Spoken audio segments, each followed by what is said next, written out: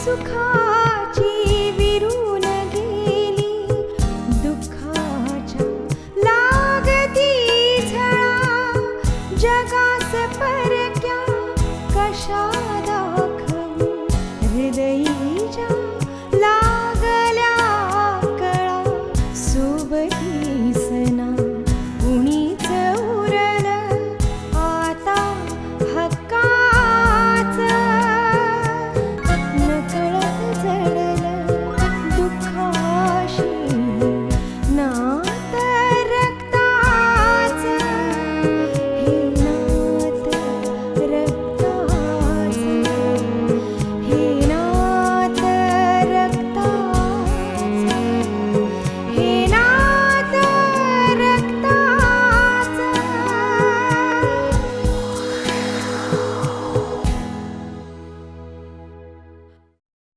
आपल्या दुःखामुळे दुसऱ्याला दुःखी करू नये.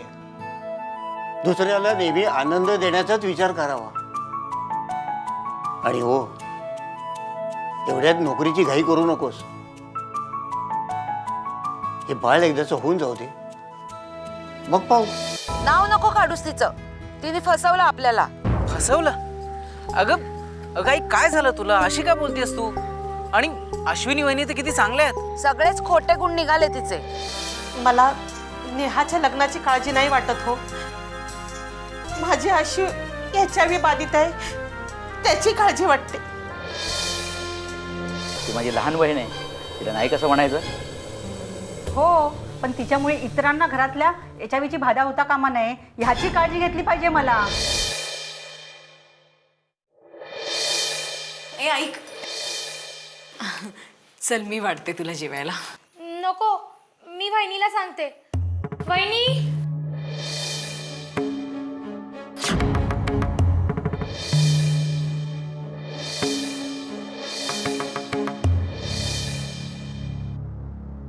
हीच का ती नेहा, माझी छोटी बहीण? पण मग ताई, तू मला तुझ्या पगाराच्या दिवशी ते खाऊ आणायची, टॉप्स आणायची, आता ते कोण आणणार ग? वेडाबाई मीच आणणार. ज्या घरी माझं लग्न होत आहे ना, त्या घरची माणसं खूप छान आहेत, खूप समंजस आहेत. ते माझे जेवढे लाड करतील ना, तेवढे तुझेही करतील आणि तुला हवं ते आणून देतील. खरंच? किती प्रेम करायची माझ्यावर. गोड गोजरी लाज लाजरी ताई तू होणार नवरी. नटखट. जी माझ्या वाटेला डोळे लावून बसायची, सगळ्यांच्या तक्रारी माझ्याकडे करायची. तुझं लग्न झालं की तू सासरी राहायला जाणार? अगं पण दादा बहिणी भांडल्यावर मग माझी बाजू कोण घेणार? दादा बहिणींना मी सांगेन, माझी लाडाची आई बहीण, हिला त्रास देऊ नका, हिला चिडवू नका, मग भांडणच नाही होणार. खरंच? खरंच सांगशील त्यांना तू? आणि आता आता माझा स्पर्शही टाळतीये, माझ्याशी बोलायलाही घाबरते. आणि आज तर माझ्या हातचं जेवण वाढलेलंही नकोस आहे तिला.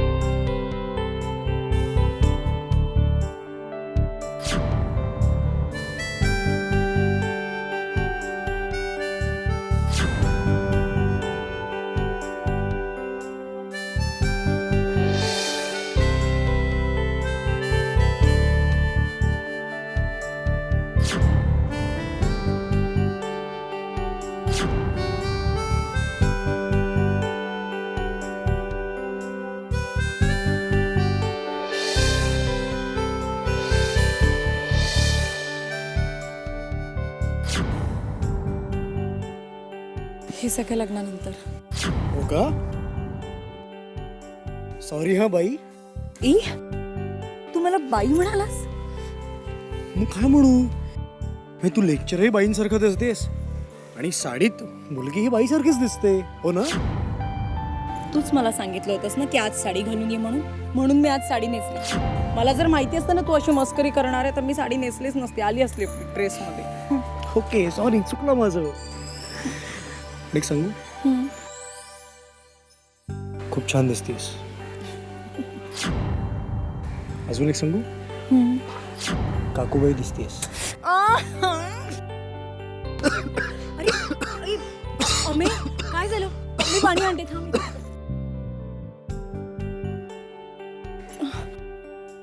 गंमत कधी? तू पण इतकं प्रेम करतेस माझ्यावर?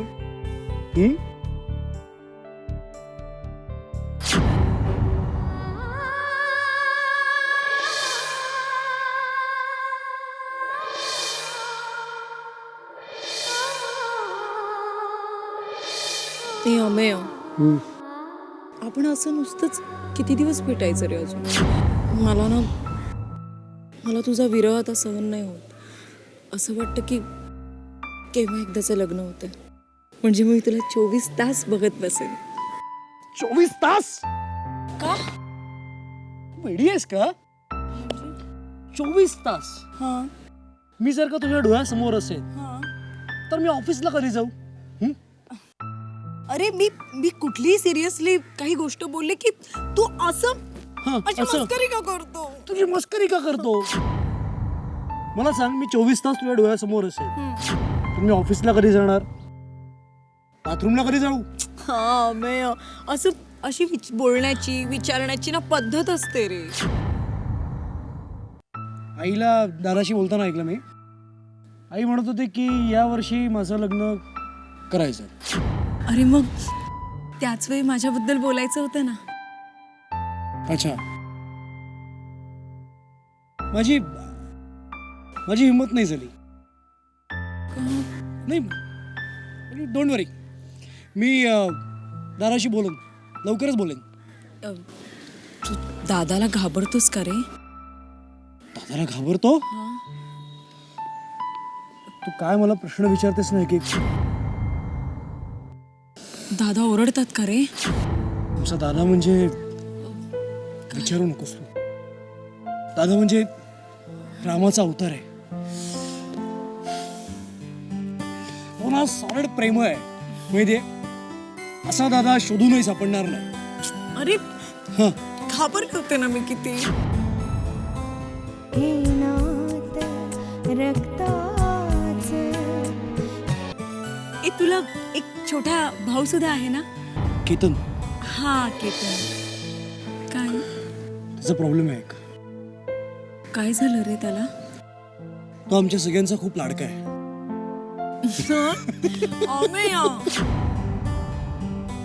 दादा आणि आई माझ्यासाठी मुलगी बघायला जाणार आहे. काय? अरे मग तू आपल्या दोघांविषयी काही बोलला नाहीस का? सांगितलं ना, सगळं सांगितलं मी. पण त्यांना श्रीमंत घरची मुलगीच हवी आहे, सून म्हणून. अरे मग तू काय म्हणालास? तू काय ठरवलंस? मी त्यांना खडसावून सांगितलं मी की मी लग्न केलं तर फक्त अश्विनीशी लग्न करेन, अदरवाईज मी ब्रह्मचारी म्हणून राहीन कायमचा. असं नको बोलूस. तू ऐक त्यांचं. शेवटी तुझ्या आयुष्यामध्ये पहिलं स्थान त्यांचं आहे रे. माझं काय आपलं. तू त्यांच्या सुखासाठी त्यांचं ऐक आणि तू कर लग्न. ते म्हणतात तिकडे. ते ना उद्या तुला बघायला येणार आहेत दोघं, आई आणि दादा.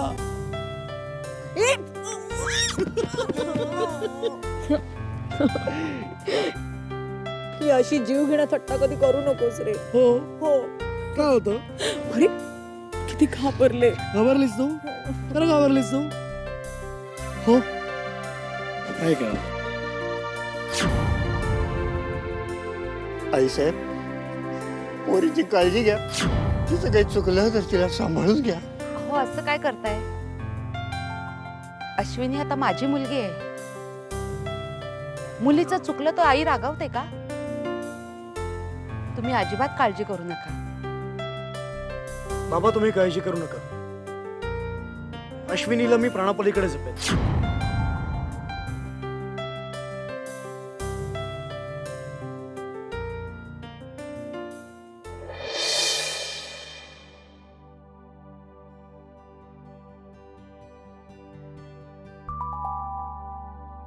अरे केतन बाबू, तू अचानक कसा आलास? आणि कळवायचं नाहीस का? अतुल आलास ना तुला न्यायला. आणि काय रे, तुझी परीक्षा होती ना, मग लवकर कसा आलास? आई, ते सगळं राहू दे. मला आधी हे सांग की तुम्ही वहिनीला असं तडकाफडकी घराबाहेर का काढलं? तिचं नाव सुद्धा काढू नकोस. तिच्यामुळे माझ्या अमयानी काय स्वतःची अवस्था करून घेतली माहितीये? कदाचित या सगळ्यांना दादा जबाबदार असेल आणि याची त्याला जाणीव असेल आणि म्हणूनच पश्चातापापोटी तो असं वागतोय. काहीतरी बोलू नकोस. तो कसा जबाबदार असणार? अश्विनीचे रिपोर्ट्स पॉझिटिव्ह आलेत आणि तिच्यामुळे कुणाला लागण होऊ नये ना, म्हणून मीच तिला घराबाहेर काढली.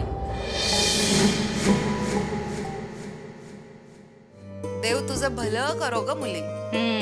आई, मी हे माझ्या भल्यासाठी नाही तर एका मावशीचं कर्तव्य पार पाडतेय. पण मावशीबाईंचं कर्तव्य पार पडताना जरा आशूची पण काळजी घ्या.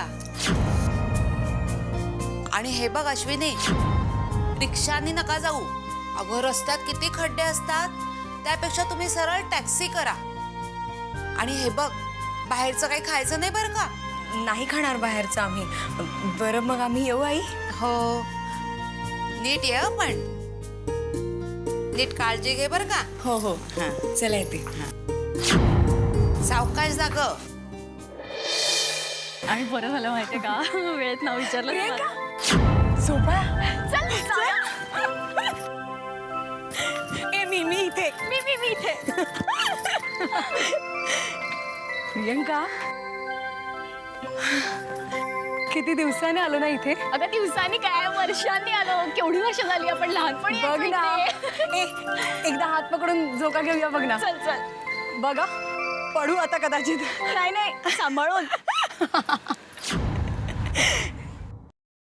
काय आठवणी होत्या ग बालपणीच्या. आणि तुम्हाला एकदा पाडलं होतंस. तू किती ओरडली होतीस त्याच्यानंतर मला. बोलत नव्हतीस 2 दिवस. म्हणजे काय? आशू, काय झालं? ए आशू. हो नो. अगं पण तू HIV पॉझिटिव्ह कशी होऊ शकतेस? हे बघ, आपण परत तुझी ब्लड टेस्ट करूयात. तू HIV आहेस?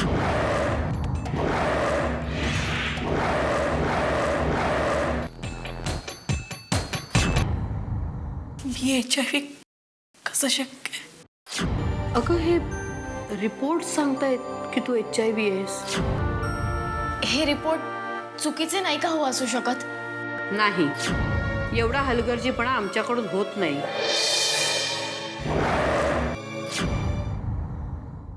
अगं असा काय बरं विचार करतेस? तू शिकलेली आहेस ना, मग तुला माहित नाही? डॉक्टरांनी सांगितलंय ना की हा रोग संसर्गजन्य नाही म्हणून. उगाच स्वतःलाही त्रास करतेस आणि तुझ्या वागण्याचा आम्हालाही त्रास होतो.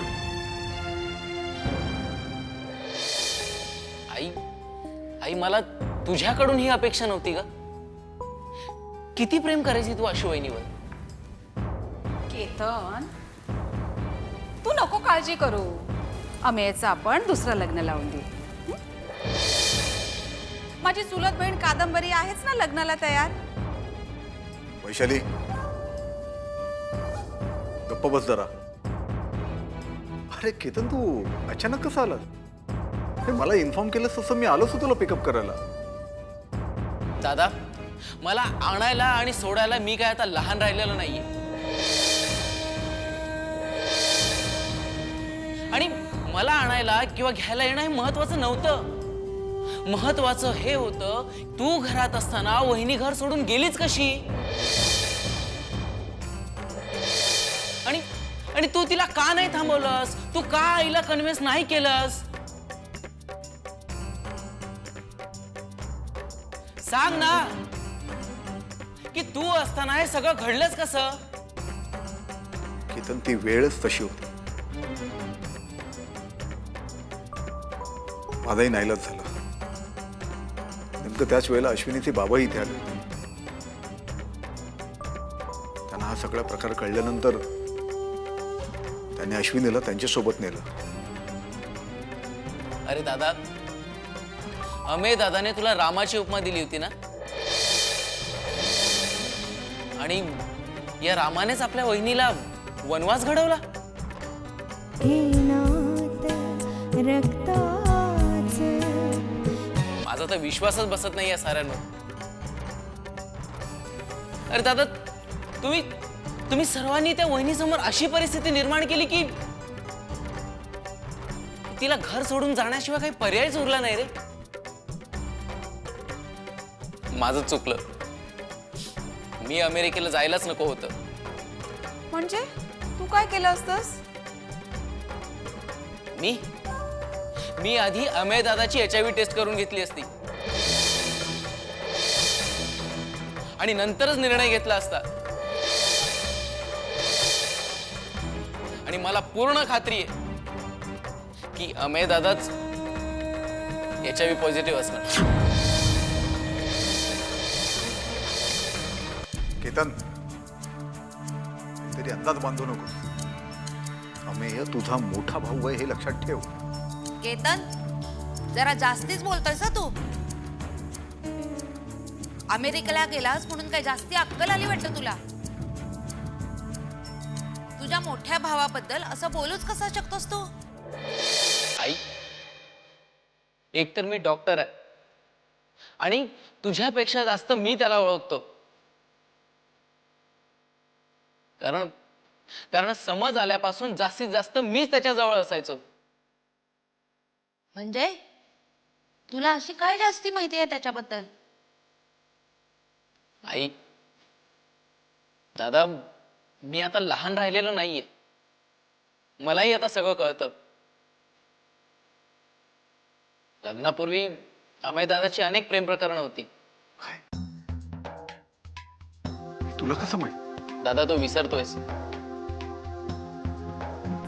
अमेय दादा आणि मी एकाच बेडरूम मध्ये एकाच बेडवर झोपायचो. रोज आमच्यात बऱ्याच गप्पा व्हायच्या.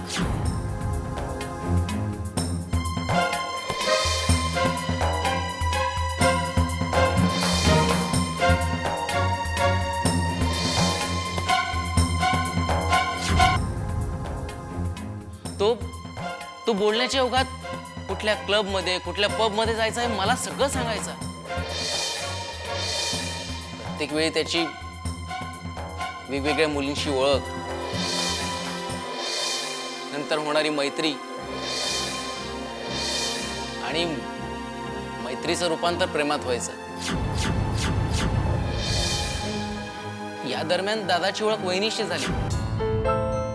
मेरे सपनों की रानी कब आओगे तुम, आई रुत मस्तानी.